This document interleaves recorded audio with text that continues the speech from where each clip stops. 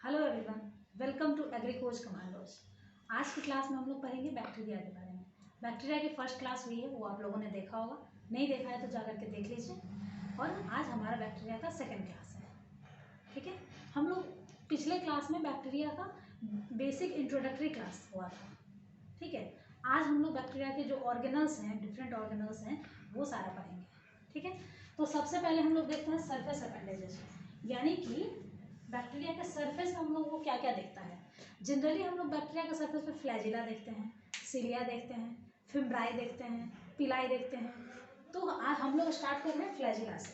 देखिए, किसी भी बैक्टीरिया में उसका लोकोमोटरी ऑर्गन होता है फ्लैजिला, जो कि हॉलो ट्यूब लाइक स्ट्रक्चर होता है। अब देखिए, फ्लैजिला के नाम पे हम लोगों को फ्लैजिला का 9+2 स्ट्रक्चर याद आता है, लेकिन वो 9+2 स्ट्रक्चर यूकैरियोटिक फ्लैजिला में होता है, कभी भी प्रोकैरियोटिक फ्लैजिला में नहीं होता है। ठीक है ना। जब हम लोग बैक्टीरिया के फ्लैजिला की बात कर रहे हैं, तब वहां पे हम लोगों को 3 से 8 फ्लैजेलिन मॉलिक्यूल का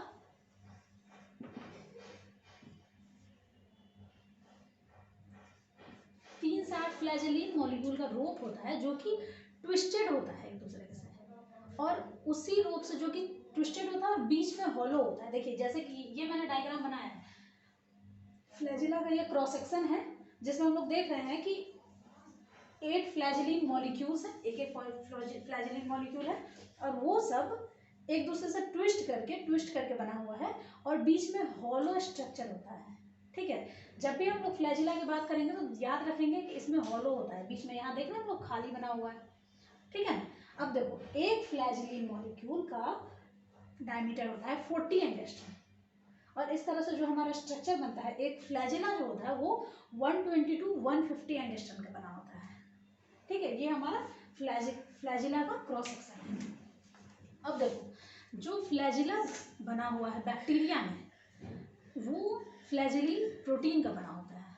वो फ्लैजिलिन प्रोटीन, जैसा हमारा केराटिन प्रोटीन होता है, जो हमारे नेल्स में या फिर हेयर्स में होता है, या फिर मसल में होता है जो प्रोटीन, वो सब, या कोई भी, तो उसी तरह से ये भी एक स्ट्रक्चरल प्रोटीन है फ्लैजिलिन, जो कि फ्लैजिला फॉर्म करता है। और फ्लैजिला तो हम लोग जानते हैं कि ये मेन लोकोमोटरी ऑर्गन है प्रोकैरियोट्स का। ठीक है, स्पेशली बैक्टीरिया का। अब ऐसे भी बैक्टीरिया होते हैं जिनमें फ्लैजिला नहीं होता है, तो उसके बारे में हम लोग बाद में डिस्कस करेंगे।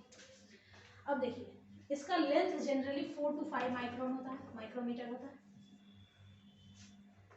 और डायमीटर तो हम लोग देख ही लिए कि डायमीटर 120 to 150 एंगस्ट्रॉम होता है। ठीक है, जिसमें एक फ्लैजिलिन मॉलिक्यूल का डायमीटर 40 एंगस्ट्रॉम होगा, और लगभग अगर 8 मॉलिक्यूल मिलकर के बना हुआ है, बीच में हॉलो स्ट्रक्चर है, तो 120 to 150 एंगस्ट्रॉम उसका डायमीटर हो जाएगा।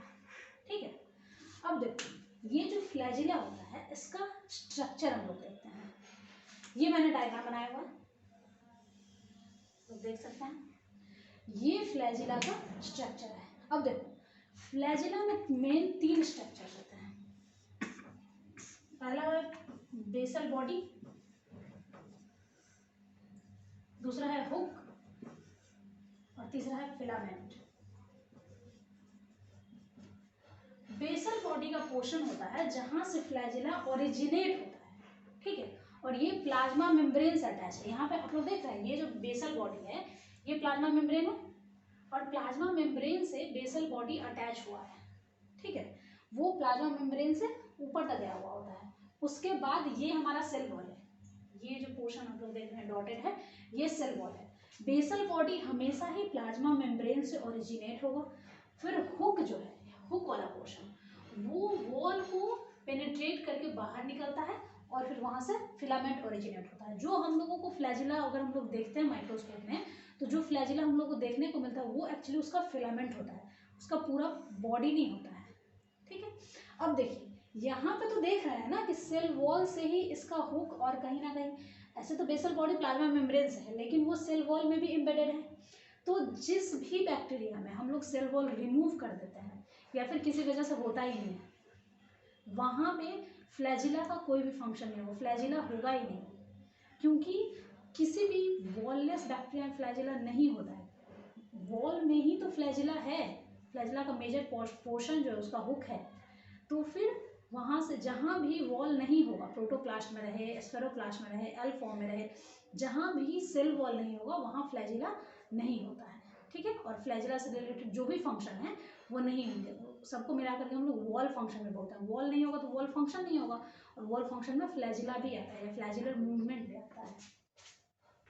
ओके, अब देखिए ये तो हो गया हमारा स्ट्रक्चर।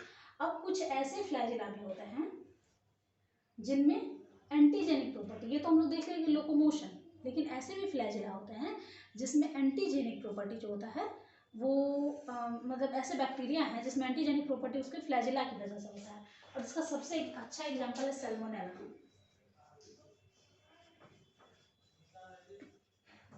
सैल्मोनेला का जो एंटीजेनिक प्रॉपर्टी है वो उसके फ्लैजिला की वजह से है। अब देखो फ्लैजिला के हिसाब से हम लोग बैक्टीरिया का क्लासिफिकेशन भी करते हैं, ओके।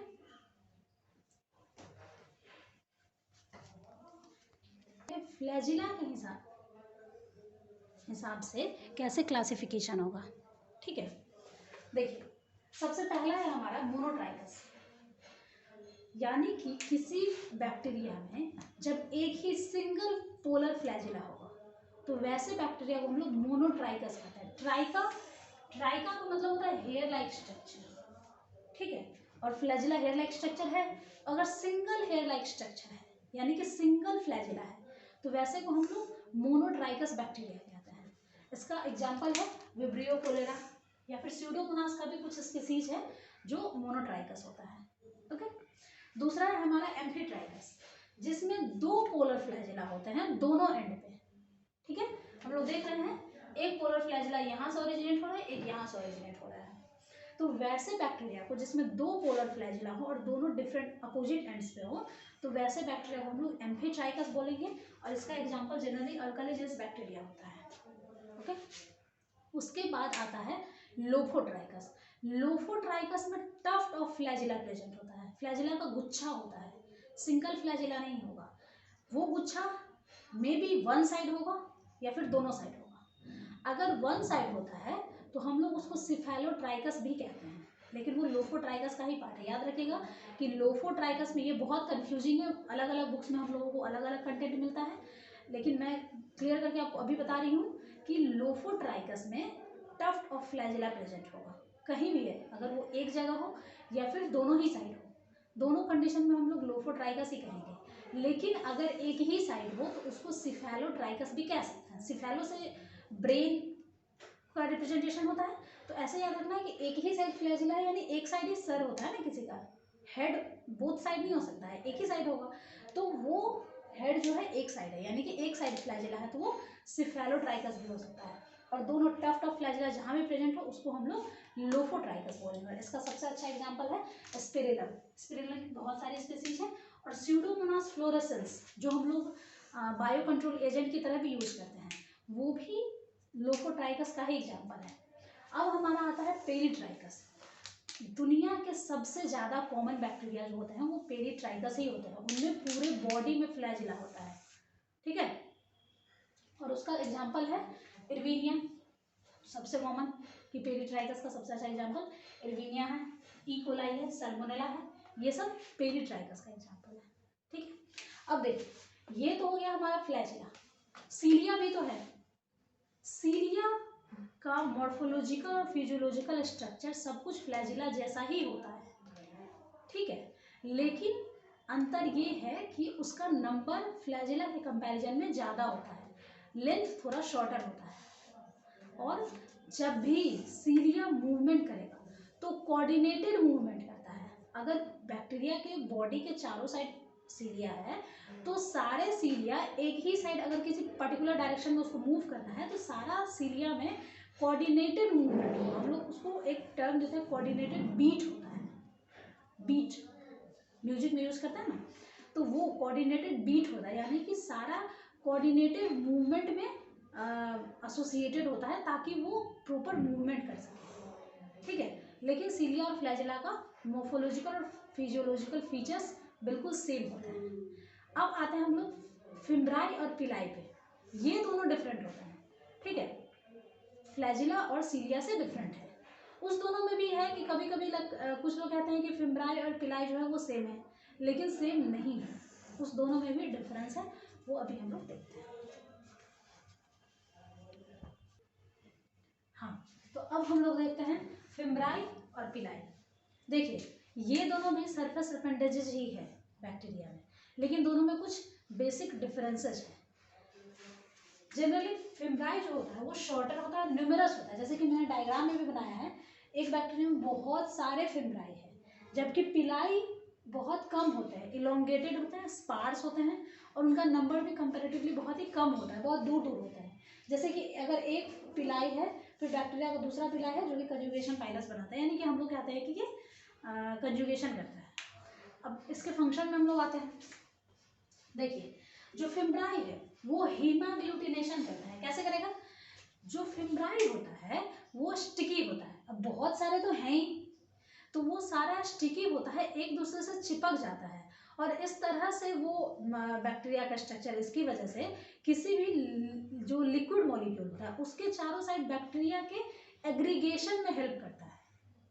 ठीक है, तो इस तरह से हम लोग देखते हैं कि जब रेड ब्लड सेल होता है आरबीसी के चारों साइड बैक्टीरिया जमा हो जाता है, एग्रीगेशन कर लेता है। ठीक है, इस प्रोसेस को हम लोग हीमाग्लूटिनेशन कहते हैं, यानी कि हीम के चारों साइड जो बैक्टीरिया का एसोसिएशन होता है, इस प्रोसेस को हम लोग हीमाग्लूटिनेशन कहेंगे। ओके, अब देखो जो पिलाई है, पिलाई में वो बहुत सारा नहीं, उसमें स्टिकी नेचर भी नहीं है, फिम्ब्री में स्टिकी नेचर है। पाइलस जो होता है एक बैक्टीरिया का पिलाई है, पिलाई को हम लोग सेक्स पिलाई भी या एफ पिलाई भी कहते हैं, तो एक बैक्टीरिया का पिलाई दूसरे बैक्टीरिया के पिलाई पे, हम लोग देख रहे हैं, से जाकर के अटैच होता है और ये कंजुगेशन में हेल्प करता है। हम लोग जानते हैं ना कि बैक्टीरिया में जो सेक्सुअल रिप्रोडक्शन होता है वो 3 मेथड से हो सकता है। ठीक है, यानी कि डीएनए ट्रांसफर होने का सिचुएशन कंजुगेशन की वजह से हो सकता है, ट्रांसडक्शन की वजह से हो सकता है, और ट्रांसफॉर्मेशन की वजह से हो सकता है। लेकिन सिर्फ कंजुगेशन है जिसमें दो बैक्टीरिया डायरेक्ट कांटेक्ट में आते हैं, तो यहाँ पे ये जो कंजुगेशन है सेक्स पिलाई की हेल्प से होता है, यानी कि एफ पिलाई की हेल्प से होता है, हम लोग जो डायग्राम में देख सकते हैं। अब देखो जो फिम्ब्राई है वो ग्राम पॉजिटिव और ग्राम नेगेटिव दोनों बैक्टीरिया में पाया जाता है, दोनों ही हीमाग्लूटिनेशन कर सकते हैं, लेकिन पिलाई जो है वो सिर्फ और सिर्फ ग्राम नेगेटिव बैक्टीरिया में ही होगा, कभी भी ग्राम पॉजिटिव बैक्टीरिया में नहीं होगा। ठीक है, हाँ, तो अब हम लोग देखते हैं सरफेस एडहेरेंस। सरफेस एडहेरेंस में स्लाइम लेयर होता है और कैप्सूल होता है। हाँ, तो कैप्सूल और स्लाइम लेयर ये दोनों ही पॉलीसेकेराइड होता है, सिंपल पॉलीसेकेराइड होता है जो कि ग्लूकोज का बना होता है, लेकिन दोनों में बेसिक कुछ डिफरेंस है। जो कैप्सूल होता है वो रिजिड होता है, ठीक है, रिजिड एंड वेल डिफाइंड, और इसमें प्लास्टिसिटी ज़्यादा होता है, इलास्टिसिटी कम होता है, जबकि स्लाइम लेयर में इलास्टिसिटी ज़्यादा होता है, फ्लेक्सिबिलिटी ज़्यादा होता है। कैप्सूल में फ्लेक्सिबिलिटी नहीं होता है, कंसिस्टेंसी होता है। ठीक है, और स्लाइम लेयर में कंसिस्टेंसी कम होता है, उसमें फ्लूइडिटी नेचर ज़्यादा होता है। दोनों का बेसिक स्ट्रक्चर सेम ही है, दोनों ही सिंपल पॉलीसेकेराइड होता है, सिंपल पॉलीसेकेराइड ऑफ ग्लूकोज।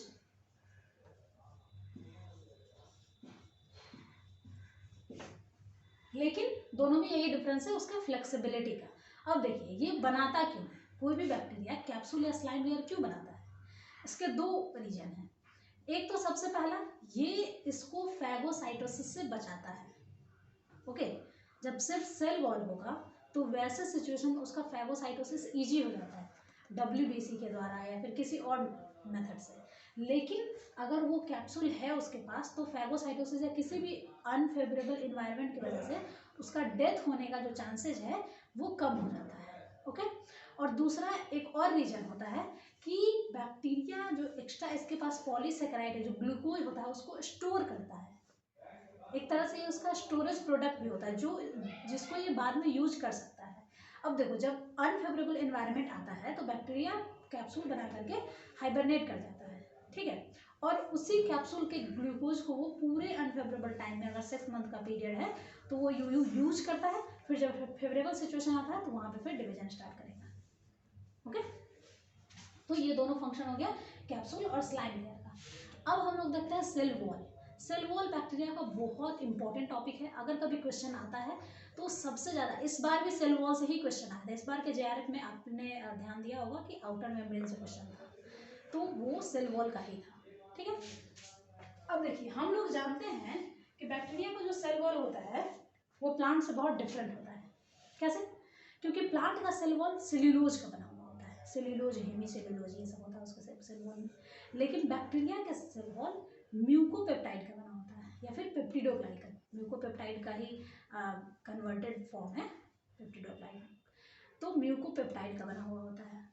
अब देखिए म्यूकोपेप्टाइड ये है क्या, हम लोग देखते हैं। पहले म्यूकोपेप्टाइड का हम लोग स्ट्रक्चर देखेंगे, फिर उसके बाकी के फंक्शंस देखेंगे, और फिर हम लोग समझेंगे कि और क्या क्या चीज़ें हैं इसके सेल वॉल में। ठीक है, तो देखो जो म्यूकोपेप्टाइड है वो नाम और नाम का अल्टरनेटिंग यूनिट से बना हुआ है। ठीक है, ये भी एक टाइप का पॉलीसेकेराइड ही है। ठीक है, मतलब पॉलीसेकेराइड नहीं है, अमाइनो सुगर्स का कंपाउंड है। नाग और नाम जो है, नाग फिर नाम, इसका अल्टरनेट यूनिट होता है, फिर नाग फिर नाम। नाम होता है एन एसिटाइल ग्लूकोजामाइन,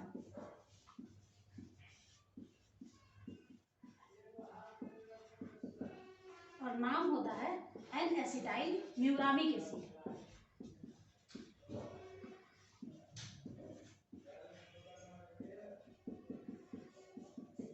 और इस दोनों से का अल्टरनेट यूनिट होता है सेल वॉल में। अब सिर्फ नाम और नाम इतना ही इसका स्ट्रक्चर नहीं होता है। देखो ये जो नाग नाम है, इसका दो पैरेलल स्ट्रक्चर है। ठीक है, एक और स्ट्रक्चर है,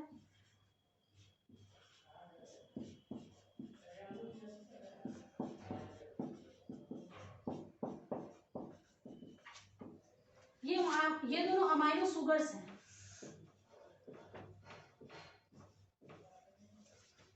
और जब ये दोनों मिलकर के सेल वॉल बनाते हैं, यानी कि म्यूरामिक एसिड बनाते हैं, म्यूरामिक एसिड अब म्यूकोपेप्टाइड बनाते हैं, वैसे टाइम में नाग और नाम का जो दो अल्टरनेट चेन है वो दोनों अमाइनो एसिड से क्रॉस लिंक्ड होता है।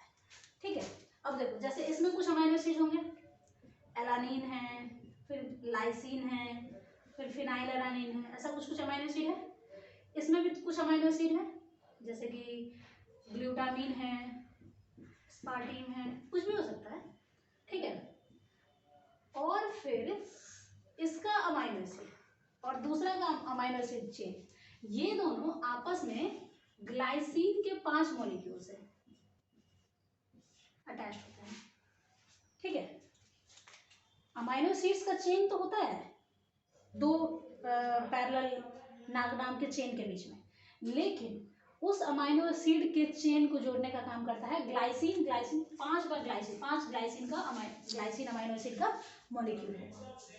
ठीक है, तो इस तरह से बनता है म्यूकोपेप्टाइड। अब देखो इसमें बॉन्ड्स भी हैं। जो ये पहला अमाइनो एसिड जो होता है, जो नाक से जुड़ा हुआ होगा या फिर नाम से, वो हमेशा ही नाक से नहीं होता, ये हमेशा एन एसिटाइल म्यूरामिक एसिड से अटैच होता है। ठीक है, और इस म्यूरामिक एसिड का जो कार्बोक्सिल ग्रुप होता है,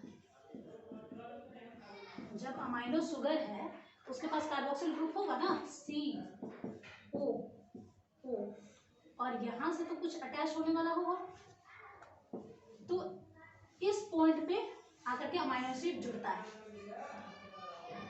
ठीक है, ये अमाइनो एसिड का चेन यहाँ जुड़ेगा और उसमें जो लास्ट अमाइनो एसिड होगा उससे ग्लाइसिन अटैच होगा, और वही ग्लाइसिन फिर दूसरे जो रिंग है उसके चेन को अटैच करेगा।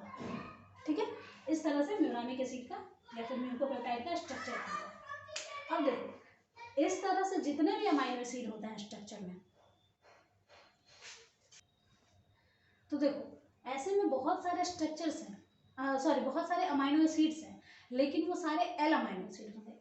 नेचर में generally L amino acid, D और एल फॉर्म होता है ना, आइसोमर्स किसी भी अमाइनो एसिड का, तो एल फॉर्म जो होता है वो कॉमनली यूज होता है, लेकिन बहुत ही रेयरली सिचुएशन में कभी कभी डी फॉर्म भी यूज होता है। ओके, अब देखिए सेल वॉल के हिसाब से बैक्टीरिया को दो पार्ट में डिवाइड किया गया है, एक ग्राम पॉजिटिव बैक्टीरिया, एक ग्राम नेगेटिव बैक्टीरिया।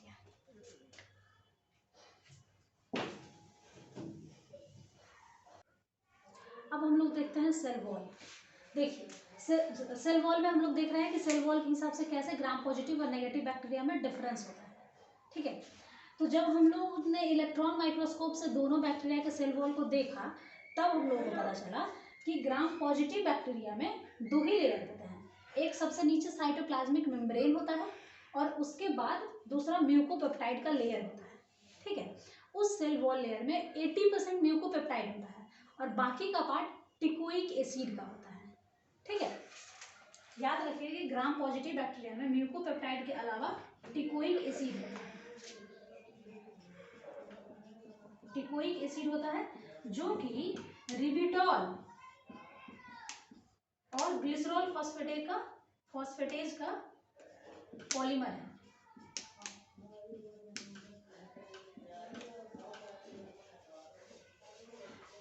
रिबिटॉल और ग्लिसरॉल फॉस्फेटेज का पॉलीमर होता है और ये बहुत टाइम पे एंटीजेनिक प्रॉपर्टी शो करता है। टिकोइक एसिड का फंक्शन है एंटीजेनिक प्रॉपर्टी शो करना। ठीक है, और ये टिकोइक एसिड कभी भी ग्राम नेगेटिव बैक्टीरिया में नहीं होगा। ओके, अब देखिए ग्राम नेगेटिव बैक्टीरिया में क्या होता है, उसमें जब हम लोग इलेक्ट्रॉन माइक्रोस्कोप से देखे तो हम लोग को 3 लेयर, ठीक है, ट्राइपार्टाइल वॉल दिखा, यानी कि 3 लेयर वॉल दिखा।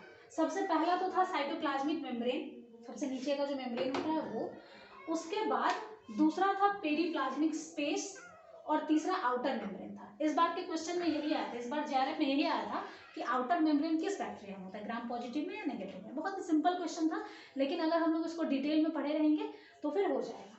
ओके, तो देखिए सबसे पहला तो साइटोप्लाज्मिक मेम्ब्रेन था जो कि ओरिजिनल बैक्टीरियल मेम्ब्रेन होता है। उसके बाद एक पेरीप्लाज्मिक स्पेस था, उसी में म्यूकोपेप्टाइड का लेयर है। ठीक है, जिसमें 3 to 12% म्यूकोपेप्टाइड है। इसके अलावा यहाँ पे म्यूकोपेप्टाइड का परसेंटेज हम लोग जानते हैं कि बहुत कम होता है। नेगेटिव ग्राम नेगेटिव बैक्टीरिया में लिपोप्रोटीन और लिपोपॉलीसेकेराइड का अवेलेबिलिटी होता है।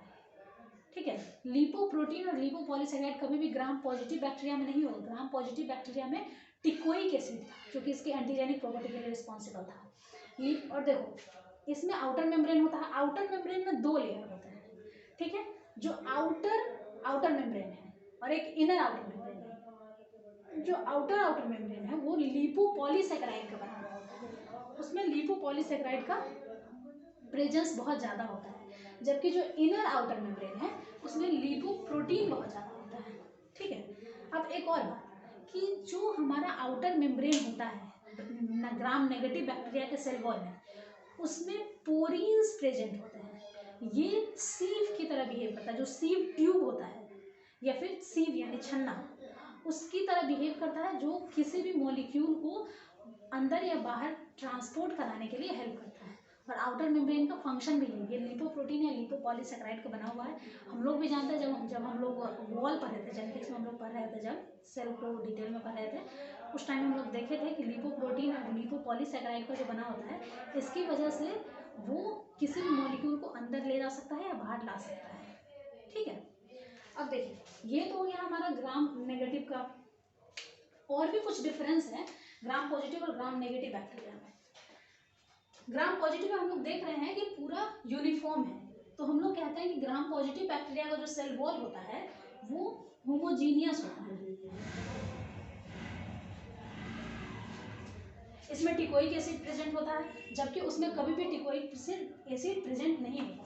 यहाँ पे ट्राइपार्टाइल होता है।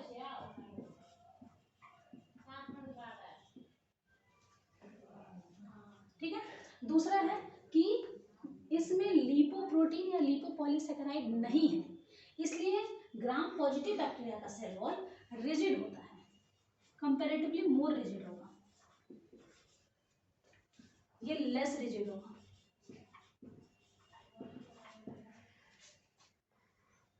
आउटर मेम्ब्रेन यहाँ एब्सेंट है, आउटर मेम्ब्रेन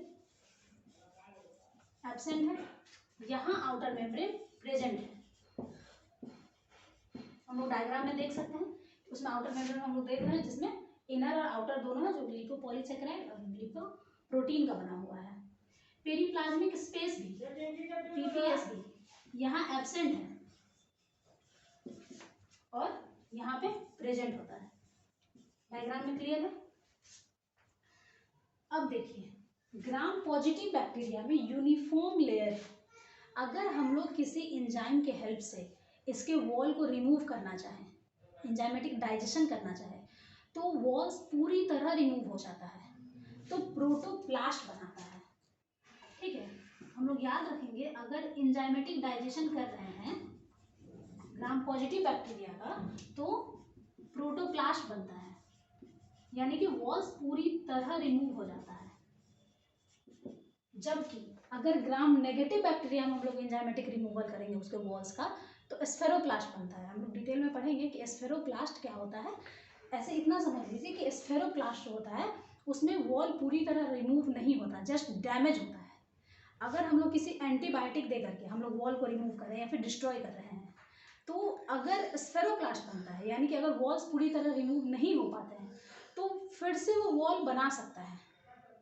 लेकिन अगर एक बार प्रोटोप्लास्ट बन गया, पूरी तरह वॉल्स रिमूव हो चुके हैं, तो फिर वो हील नहीं कर पाएगा, फिर से वॉल्स नहीं बनेंगे।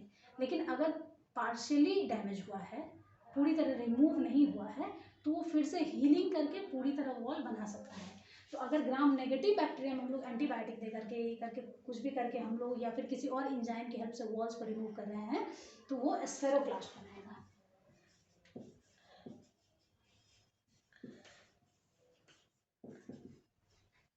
और ये जब इसमें हम लोग फिर से एंटीबायोटिक थेरेपी को स्टॉप करेंगे, तो स्फेरोप्लास्ट फिर से पूरा का पूरा सेल वॉल बना लेगा। अब हम लोग देखते हैं कि स्फेरोप्लास्ट क्या होता है, प्रोटोप्लास्ट क्या होता है और एल फॉर्म क्या होता है। ये तीनों ही वॉल लेस बैक्टीरिया हैं या फिर डिफेक्टिव सेल वॉल होता है इनके पास।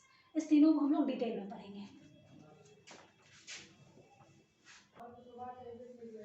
तीन जो वॉल लेस बैक्टीरिया के फॉर्म है, उस तीनों में हम लोग अभी डिफरेंस देखेंगे। सबसे पहला है हमारा प्रोटोप्लास्ट, पहला है प्रोटोप्लास्ट, स्फेरोप्लास्ट और एल्फॉर्म। ये तीनों ही बैक्टीरिया के वॉल लेस फॉर्म्स हैं।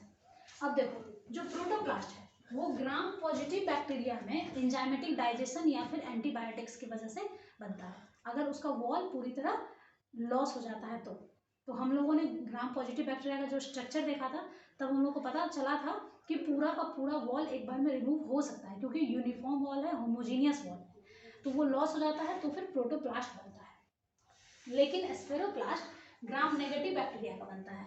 उसमें अगर हम लोग एंजाइमेटिक ट्रीटमेंट देते हैं या फिर किसी एंटीबायोटिक का ट्रीटमेंट देते हैं, तो वॉल रिमूव तो होता है लेकिन कंप्लीटली रिमूव नहीं होता है, उसमें हेटेरोजीनियस वॉल्स हैं, तो इसलिए वो स्फेरोप्लास्ट बनाता है। और जो एल फॉर्म है वो जनरली बैक्टीरिया इन्फेक्टेड एनिमल्स में बनता है, और उसमें ऐसा होता है कि वॉल्स तो उसमें होते नहीं है, तो जो टिश्यू होता है, जिस एनिमल का जो टिश्यू होता है, वो इसको ऑस्मोटिकली स्टेबल करता है। इस तीनों में सबसे एक ही चीज कॉमन है, वो ये तीनों ही ऑस्मोटिकली फ्रेजाइल होता है, ऑस्मोटिकली स्टेबल नहीं होगा, कोई ऑस्मोटिक बैलेंस ये नहीं रख सकता है। ठीक है, अब देखिए, अब इसमें तो पूरा वॉल रिमूव हो चुका है, तो वो वॉल का जो प्रॉपर्टी है वो कम्प्लीटली रिमूव हो जाएगा। अगर पूरा वॉल ही रिमूव हो चुका है, तो उस वॉल प्रॉपर्टी भी कम्प्लीटली रिमूव हो जाएगा। वॉल प्रॉपर्टीज क्या क्या है? सेल रिजिडिटी है, सेल को रिजिड बना के रखने का काम करता है। ऑस्मोटिक स्टेबिलिटी है, एंटीजेनिक प्रॉपर्टी है, रीसिंथेसिस ऑफ फ्लैजिला। अब देखो, अगर वॉल प्रॉपर्टी में फ्लैजिला भी है, फ्लैजिला का सिंथेसिस हो या फ्लैजिलरी मूवमेंट हो, तो फ्लैजिला अगर नहीं बनेगा तो फिर सिंथेसिस कैसे हो? फ्लैजिला होगा ही नहीं, वॉल नहीं है तो फ्लैजिला नहीं है। तो अगर वॉल पूरी तरह रिमूव हो गया तो फिर से वो फ्लैजिला का सिंथेसिस नहीं कर सकता है, और फ्लैजिला नहीं है तो फिर मूवमेंट भी नहीं कर पाएंगे। तो ये इसका वॉल प्रॉपर्टी पूरी तरह लॉस हो जाता है। लेकिन स्फेरोप्लास्ट में ना ही वॉल पूरी तरह खत्म होता है, पार्शियली रिमूव होता है, डैमेज रहता है, और ना ही वॉल प्रॉपर्टी पूरी तरह लॉस होता है।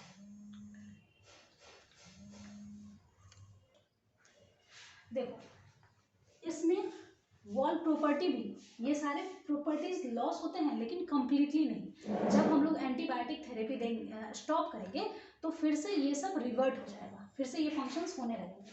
अब देखो ग्राम पॉजिटिव बैक्टीरिया में जो प्रोटोप्लास्ट बनता है उसमें जो मीजोजोम होता है, हम लोगों ने स्ट्रक्चर जब बेसिक पढ़ा था तब हमने मीजोजोम देखा था, जो कि सेप्टा फॉर्मेशन करता है और डीएनए रेप्लिकेशन में हेल्प करता है। वो मीजोजोम पूरी तरह सेल से बाहर निकल के आ जाता है, ठीक है। और अब जो सेल से पूरी तरह मीजोजोम बाहर आ जाता है वो एक्सट्रूड कर जाता है। इसकी वजह से सेल वॉल सिंथेसिस कभी नहीं हो सकता है, क्योंकि वही है जो सेप्टा बनाता है और अल्टीमेटली वॉल फॉर्मेशन करता है। लेकिन स्फेरोप्लास्ट में वो कंप्लीटली रिमूव नहीं होता, वो सेल से बाहर निकल के नहीं आता है, बल्कि प्लाज्मा लेमा और सेल वॉल के बीच में रहता है। और इस दोनों बीच में वो रहने की वजह से अगर फिर जब हम लोग एंटीबायोटिक थेरेपी स्टॉप करते हैं तो वॉल प्रॉपर्टी आ जाता है, वॉल भी बन जाता है और वॉल के जो बाकी प्रॉपर्टीज है वो भी आ जाता है। इसलिए इसमें हम लोग रीसिंथेसिस नहीं कर सकते हैं, जबकि स्फेरोप्लास्ट में रीसिंथेसिस हो सकता है। अब देखो ये जो एल फॉर्म है इसमें भी, इसको हम लोग साथ में क्यों पढ़ रहे हैं, ये बैक्टीरिया इन्फेक्टेड जो एनिमल्स है उनमें बनता है, लेकिन इसकी जो कुछ कुछ प्रॉपर्टीज हैं वो भी प्रोटोप्लास्ट और स्फेरोप्लास्ट से मिलती है। जैसे कि इसमें भी फ्लैजिला एब्सेंट होता है, ये भी स्पोरुलेशन नहीं करे, स्पोर नहीं बना पाएगा, वॉल नहीं है तो स्पोरुलेट नहीं हो पाएगा। सेल वॉल में जो एंटीजन होता है वो भी नहीं होता है। बहुत सारे एंटीजन हमने पढ़ा ना जो वॉल्स में होता है, या वो वॉल में या कैप्सूल में हुआ या फिर फ्लैजिला में होगा, तो वो सारे एंटीजन इसमें नहीं प्रेजेंट होंगे। और अगर हम लोग एंटीबायोटिक थेरेपी स्टॉप करते हैं तो ये फिर से नॉर्मल बैक्टीरिया बन जाता है। इसी चारों कैरेक्टर की वजह से हम लोग इसको साथ में पढ़ते हैं, और ये ऑस्मोटिकली अनस्टेबल होता है, फ्रेजाइल होता है। ओके, अब देखो एल फॉर्म के बारे में एक और स्पेशल चीज है। जनरली हम लोग जानते हैं कि बैक्टीरिया बाइनरी फिजन से डिवाइड करता है, ओके, लेकिन ये बाइनरी फिजन नहीं करके मल्टीपल फिजन करता है। एक एल फॉर्म बैक्टीरिया होता है वो मल्टीपल फिजन करके बहुत सारा एक कॉर्पसल बनाता है।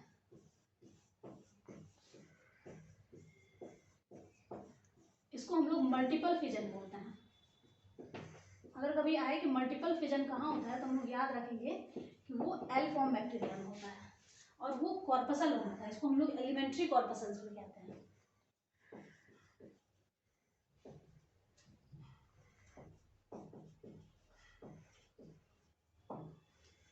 और ये एलिमेंट्री कॉर्पसल फिर से यहाँ से रिलीज होगा, यहाँ एक ही बैक्टीरिया के अंदर बहुत सारा बन जाता है, फिर यहाँ से रिलीज होगा और फिर अपना डिस्ट्रीब्यूट हो जाएगा, ऐसे फैल जाएगा, फिर वो फिर से री इन्फेक्ट करेगा। तो ये बाकी सारे बैक्टीरिया में तो बाइनरी फिजन होता है, लेकिन यहाँ मल्टीपल फिजन होता है एल फॉर्म में, ठीक है। ये इसका सबसे कैरेक्टरिस्टिक फीचर है। अब देखो बैक्टीरिया का कुछ और बातें रहती हैं, जैसे कि सेल ऑर्गेनल्स बहुत ही माइनर है ये, इसमें बाकी जो सेल ऑर्गेनल्स है या साइटोप्लाज्म है तो वो हम लोग नेक्स्ट क्लास में देखेंगे, और वहाँ पे हम लोग बैक्टीरिया का क्लासिफिकेशन भी देखेंगे, ठीक है। वो बहुत इंपॉर्टेंट है, उस क्लास को भी मिस मत कीजिएगा। Okay, thank you. और वीडियो पसंद आए तो लाइक कीजिएगा, शेयर कीजिएगा और चैनल को सब्सक्राइब कर दीजिएगा। Thank you.